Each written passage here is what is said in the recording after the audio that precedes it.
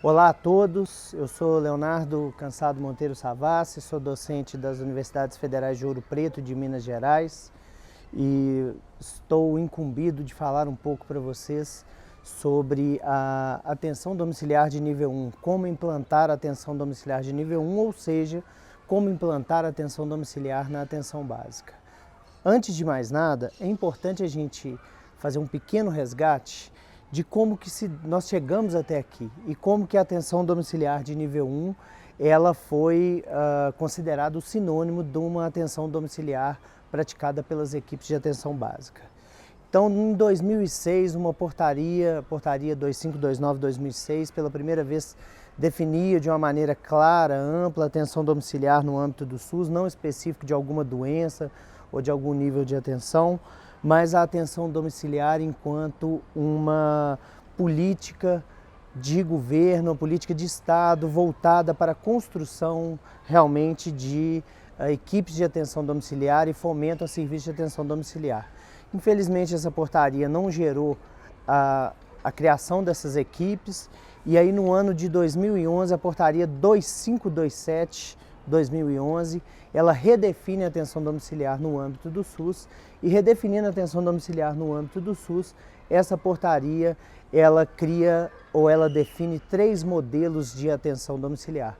A atenção domiciliar de nível 1, que é destinada a pessoas que tenham uma dificuldade ou impossibilidade de se locomoverem até as unidades básicas de saúde, até o serviço de saúde como um todo, e que esteja dentro da capacidade de atenção das equipes que fazem a D1, que são exatamente as equipes de saúde da família e as equipes de atenção domiciliar. A D2 vai ser destinada a usuários que demandem uma maior complexidade,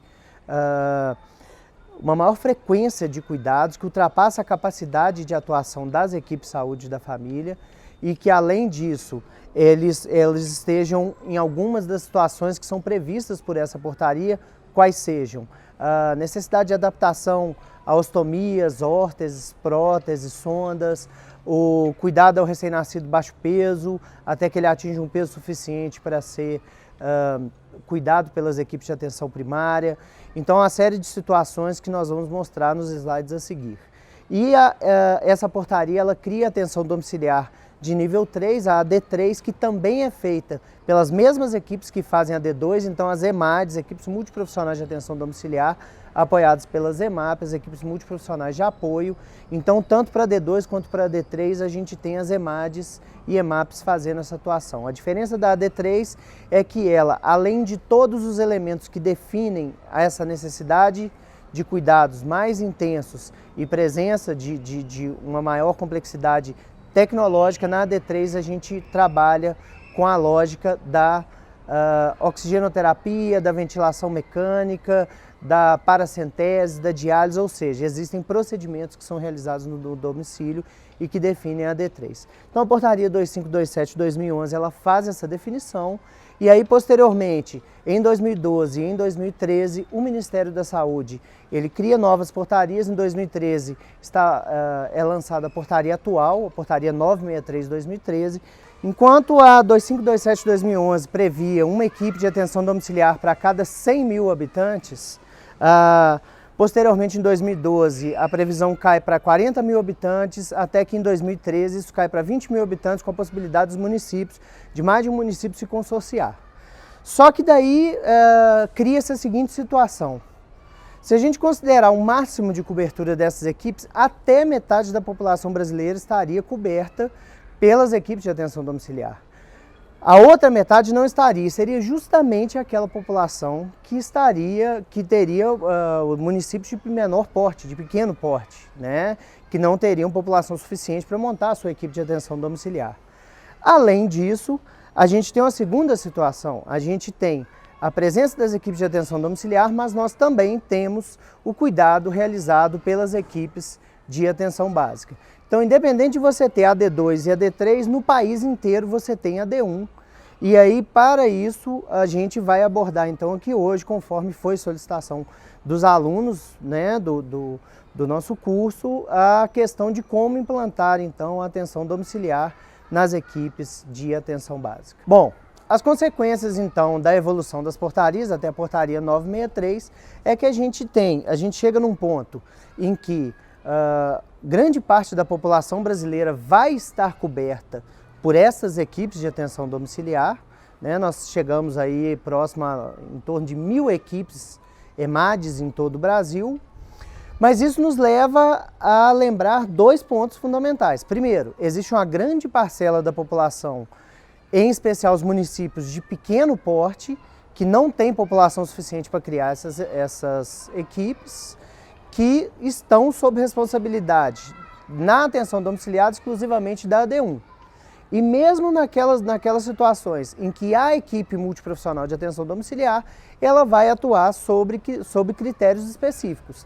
Ao atuar sob critérios específicos, a gente tem que lembrar que uma série de situações que não fazem parte do âmbito de atuação dessas equipes de atenção domiciliar, naturalmente vão estar sob o cuidado da atenção domiciliar de nível 1. A EMAD, então, ela vai se responsabilizar, em geral, por pacientes que são crônicos que estão agudizando ou pacientes com situações específicas e por um tempo determinado. Em geral, quem faz o cuidado ao paciente em situações crônicas vai ser a atenção domiciliar de nível 1, vão ser as equipes de saúde da família, as equipes de atenção primária. E é importante também ressaltar que a atenção domiciliar promovida pelas equipes multiprofissionais de atenção domiciliar, ou seja, o SAD, o Serviço de Atenção Domiciliar, ele vai ser complementar ou substitutivo. Então ele vai substituir, por exemplo, o cuidado no hospital ou o cuidado daquele paciente que está na UPA esperando uma vaga no hospital, na unidade de pronto atendimento, esperando uma vaga no hospital, mas que tem condições de ser tratado no domicílio como antibiótico terapia venosa ou tratamento de uma ferida, de um curativo um pouco mais complexo, né? Mas ela é complementar ao trabalho da atenção básica, ele é complementar então ao trabalho das equipes de atenção básica, das equipes de saúde da família. Ela não vem para substituir o cuidado da atenção básica e exatamente por isso que a gente ressalta que a atenção domiciliar de nível 1 é o primeiro nível desse processo de cuidado em espiral e que em uma série de situações a atenção básica ou será a única alternativa ou será a melhor alternativa para o cuidado a essas pessoas. Então vamos abordar um pouco essa lógica de como planejar a atenção domiciliar de nível 1, como planejar o cuidado no domicílio por profissionais das equipes de atenção básica e saúde da família. Em algumas situações, o gestor ou mesmo as equipes no processo de implantação ainda não têm o conhecimento da realidade que envolve o território pelo qual aquela equipe é responsável. E isso é cada vez menos frequente. Mas nessas situações você vai ter que trabalhar com elementos de estimativa da população, verificar dentro dessa estimativa populacional a frequência, a prevalência de doenças crônicas e os extremos da vida. A gente sabe que a atenção domiciliar segue uma curva de cuidados, mais ou menos no formato de uma curva em J, que é a curva em geral de todos os cuidados em saúde.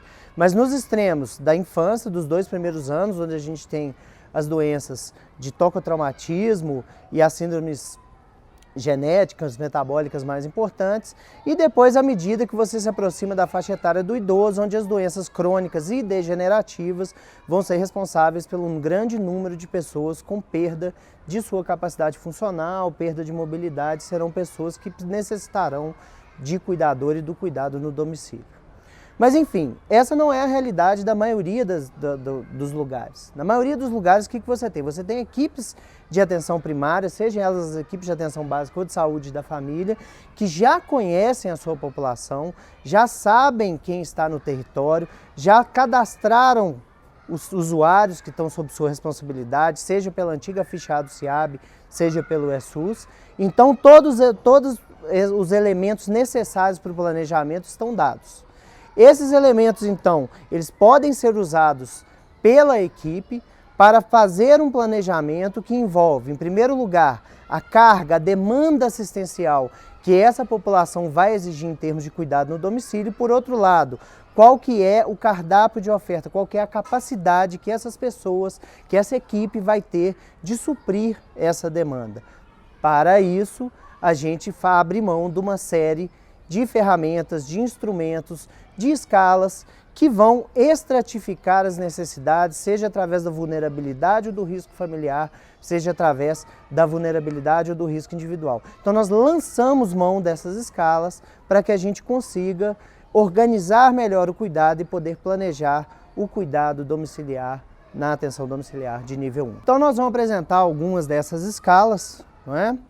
E uma delas é são critérios para inclusão na atenção domiciliar de nível 1, baseados no risco individual, voltados para o idoso. Essa escala está presente nos cadernos do Melhor em Casa, né? E ela traz alguns elementos que te permitem estratificar as necessidades de cuidado domiciliar na pessoa idosa. Essa é uma escala que vocês vão ver aí nas telas, que ela representa a fusão de uma lógica de classificação do risco baseada na escala do Hospital da Aeronáutica dos Afonsos e baseada nas sentinelas de risco do caderno de saúde da pessoa idosa.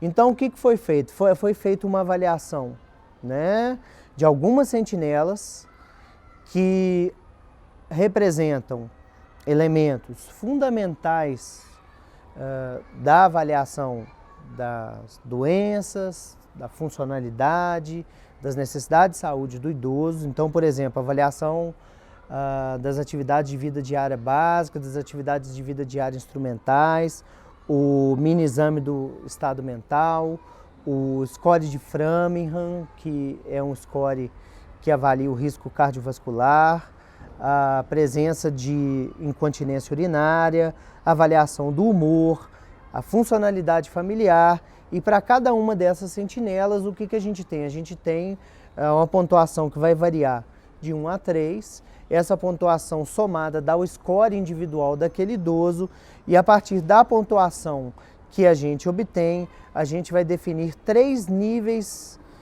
ou 4 níveis, né, de cuidados em saúde, que não são os níveis AD1, AD2 e AD3, mas 4 níveis de cuidado em que a pessoa vai ser acompanhada ou fora do domicílio, porque ela não tem uma demanda, uma necessidade de cuidado no domicílio, ou vai ser acompanhado com maior ou menor frequência pela equipe de atenção primária. Então a lógica é que, a partir da pontuação, você tenha níveis diferentes, você tenha pontos de corte diferentes que definam um cuidado que pode ser de semestral a bimestral ou até mesmo mensal por parte dos diferentes membros da equipe, como nós estamos vendo aí na tela. Então, um nível de pontuação que vai variar de 4 a 6 demandará uma visita da enfermeira, que vai ser trimestral, e uma visita semestral do profissional médico. Uma pontuação que vai variar de 7 a 18 vai nos dar uma visita bimestral do enfermeiro, visita quadrimestral do médico, mais os atendimentos nos casos de intercorrência, atendimento do técnico de enfermagem ou enfermeiro e, obviamente, que em todos os casos a visita mensal do ACS ela continua sendo necessária. Lembrando que a visita mensal do ACS é baseada numa lógica de uma média de uma visita por família por mês. O ACS ele pode ser acionado para fazer visitas mais frequentes de acordo com a necessidade do cuidado domiciliar. E quando a gente tiver uma pontuação acima de 19 pontos, então nós programamos a equipe para que o enfermeiro faça uma visita mensal, que o médico faça uma visita bimestral e, além disso, você tem atendimento dos demais membros da equipe de acordo com a necessidade, por exemplo, o técnico de enfermagem e o próprio agente comunitário de saúde. Então essa é uma escala que foi desenvolvida, né, pelo pessoal da Universidade Federal de Ouro Preto e que pode ser um elemento de estratificação de necessidades, partindo de uma lógica que, a partir do momento que você classifica os seus idosos, você tem a capacidade de determinar qual que é o nível de cuidados que eles vão obter. Além disso, existem, né, a escala de classificação da vulnerabilidade familiar. Essa é uma escala que foi desenvolvida a partir de uma equipe de atenção primária do município de Contagem. É uma escala que tem uma série de indicadores de vulnerabilidade, tanto clínicos quanto familiares. E é uma escala que também, a partir do momento que você define esses indicadores como presentes na família, você vai poder classificar o cuidado, vai poder classificar a demanda ou a necessidade de uma visita, de um cuidado por parte da equipe de saúde da família, baseado numa lógica de cuidado familiar, de entendimento da família como aquele contexto próximo, aquele contexto bem ligado às condições do paciente, né, às condições da pessoa. Então a família, como essa unidade de cuidado, de saúde e adoecimento, essa família vai ser responsável por esse processo, e avaliar a vulnerabilidade familiar nesse ponto é fundamental. Então o que nós temos na escala de vulnerabilidade familiar de Coelho Savassi? Nós temos uma série de indicadores, então o acamado, a deficiência física ou mental, baixas condições de saneamento, desnutrição grave, drogadicção, desemprego, analfabetismo, menor de 6 anos, maior de 70 anos, hipertensão arterial sistêmica ou diabetes mellitus e a relação morador-cômodo. A partir desses indicadores, nós temos uma pontuação específica para cada um deles, como vocês estão vendo aí na tela, e aí a pontuação de cada indivíduo somada leva a uma pontuação familiar, cujo score classifica o nível de vulnerabilidade familiar e, portanto, a indicação da visita da equipe de saúde da família para avaliar aquela família. Então essa escala de vulnerabilidade familiar, ela já se provou uma escala muito útil, ela tem sido usada ao longo de uma década pelas equipes de saúde da família, e ela já demonstrou uma série de situações em que ela é extremamente útil para essa lógica do planejamento, para a gente priorizar famílias vulneráveis, inclusive no processo de cuidado no domicílio. Então, por exemplo, a escala ela já demonstrou que há um risco 2 vezes maior de doença cárie naquelas famílias que têm uma classificação de vulnerabilidade maior. Ela ajuda a sistematizar os processos de enfermagem, ela ajuda o setor educação, por exemplo, a priorizar famílias no processo de abordagem, né, das famílias de maior vulnerabilidade para o cuidado das crianças que estão na escola. Ela tem sido usada também como instrumento de ensino na graduação. Existe uma série de indicadores que a gente pode trazer, uma série de artigos publicados que demonstram realmente a qualidade dessa escala nesse processo. Então a lógica dessas escalas é realmente permitir que se estratifique, né, o risco, a vulnerabilidade das pessoas, seja sob o ponto de vista clínico ou sob o ponto de vista familiar, para que com isso, uma vez classificadas, a gente possa priorizar algumas das famílias como de maior visitas mais frequentes, outras de menos frequentes, alguns pacientes de visitas mais frequentes ou menos frequentes. Mas tudo isso não ocorre se a gente não organizar na prática o processo de trabalho dessas equipes de saúde da família. Como que se deve dar esse processo de trabalho dentro do domicílio? Então nós vamos falar um pouquinho disso agora. O cuidado no domicílio, ele exige habilidades, atitudes, competências muito próprias, né, desses profissionais que fazem esse cuidado. Então, entrar no domicílio é entrar no âmbito mais íntimo do outro. Não se faz de qualquer maneira.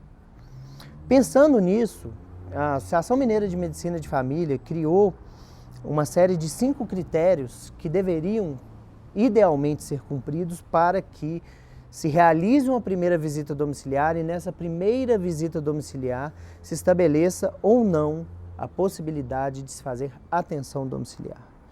Então, os 5 pontos são esses que vão ser apresentados aí na tela, que são os seguintes. Primeiro, avaliar a resolutividade da visita. A visita vai ser resolutiva? Realmente ir ao domicílio vai resolver o problema daquele indivíduo, daquela família? Uma vez que se compreende que a visita vai ser resolutiva, ela será razoável? Ela é a melhor opção? Ela é a melhor alternativa para resolver aquele problema? Uma vez que ela será resolutiva e será razoável, existirá aderência do usuário, da família, dos cuidadores ao acompanhamento? Em outras palavras, a gente consegue corresponsabilizar essa família pelo cuidado? Não faz sentido a gente estabelecer um cuidado no domicílio em que recomendações, em que projetos terapêuticos serão compartilhados com aquela família, mas aquela família não vai ser capaz de cumpri-lo.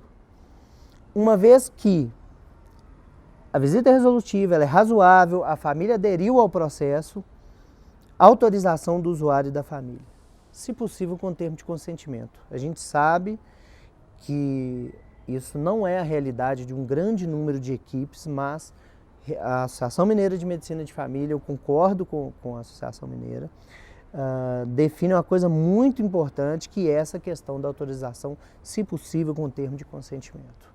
Seria fundamental para pactuar, estabelecer claramente que estamos nos organizando para esse cuidado no domicílio e que a família tem papel relevante.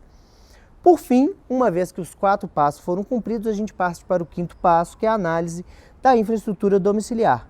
Então, avaliar o caso, classificar a complexidade, determinar o plano de cuidado.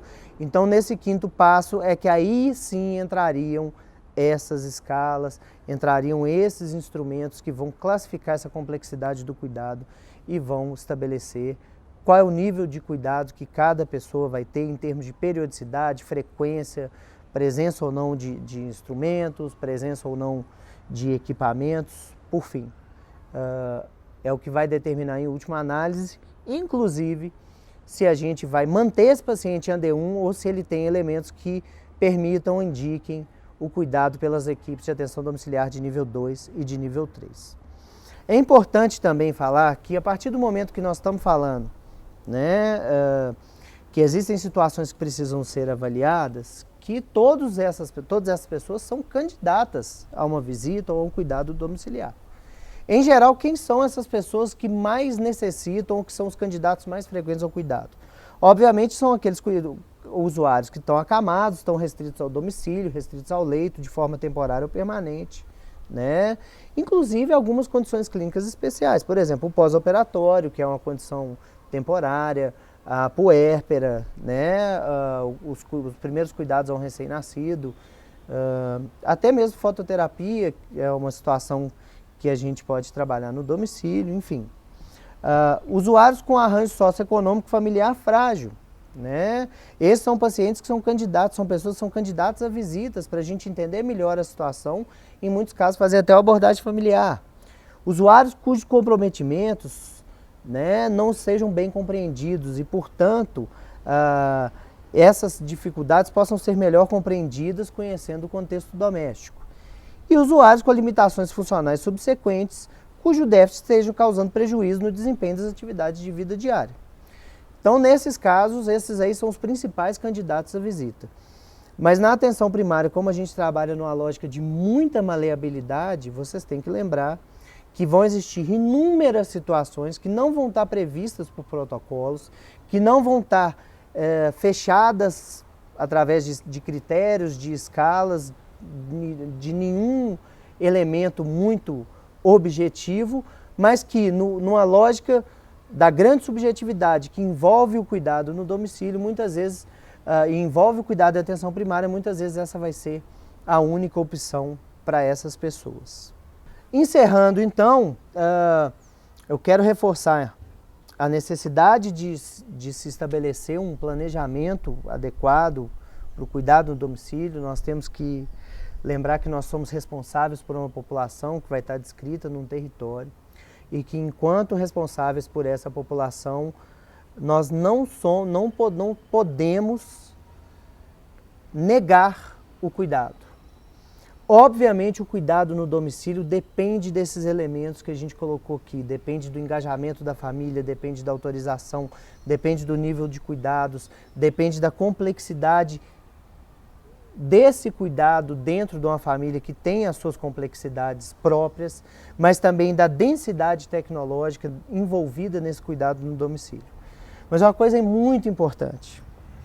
Enquanto outros serviços podem negar o cuidado por falta de condições, a atenção primária não é capaz de negar esse cuidado, porque ela continua sendo responsável por aquelas pessoas que vivem no território. Então, uma vez que aquele cuidado não é possível, cabe à atenção primária acionar a rede de apoio social, acionar outros elementos, acionar associações não governamentais e, enquanto isso, prover o cuidado da melhor maneira possível, seja na unidade ou seja em outros elementos. É importante ressaltar também que numa série de situações em que há indicação formal de uma atenção domiciliar de nível 2 e de nível 3, mas que não existe essa EMAD, essa EMAP, esse serviço de atenção domiciliar, a atenção primária vai continuar realizando o cuidado. E essa é uma dúvida muito comum. E como que a gente faz isso? A gente mantém, de alguma maneira, uma capacidade de cuidado um pouco maior, e aí isso é uma realidade, né, de localidades remotas, enfim. Mas a gente amplia a nossa capacidade de cuidado por um lado, e quando ela não é possível, aí a atenção domiciliar obviamente não vai substituir, por exemplo, o cuidado hospitalar, o cuidado de um pronto atendimento, o cuidado muitas vezes até em outras instituições que se façam presentes e sejam necessárias. Mas a existência de uma equipe de atenção primária, de uma equipe de saúde da família, ela garante a qualidade e a possibilidade do cuidado pela equipe, do cuidado de atenção domiciliar de nível 1.